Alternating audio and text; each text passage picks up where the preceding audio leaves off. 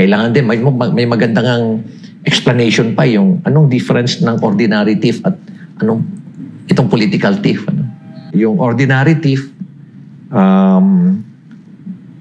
pag ninakawan ka, talagang galit na galit ka niyan eh.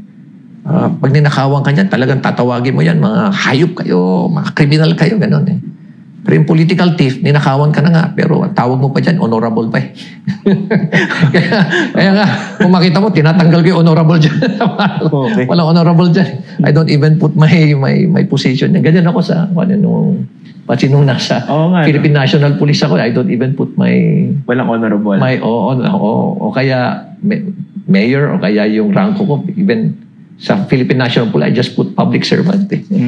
Okay, as it should be. Yeah, dapat lang para to remind me na talagang pang-servisyo lang talaga ako. Actually, totoo yan, no? Tapos nagpapapicture pa rin sa mga magnanakaw na public officials, di ba? Oo nga. O kaya, tingnan mo, ang hinuhuli natin, ang kriminal eh, hinuhuli natin eh.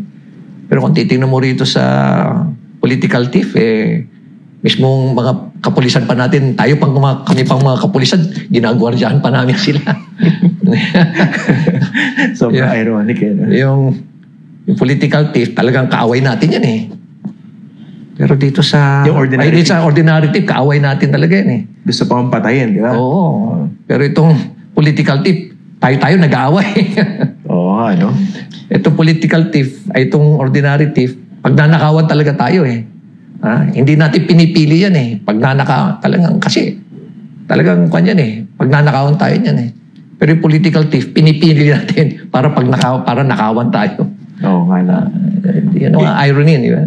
So ganyan, parang it can be attributed po dun sa kulang dun sa pangunawa, dun sa direktang epekto ng pagnanakaw. Yes. Kaya dapat talaga gumawa talaga ng maayos na material, communication plan talaga eh. At doon namin kailangan itong mga kabataan. Sila talaga, very innovative sila, very courageous sila, very outspoken sila. They're full of energy, they have a different perspective of the world.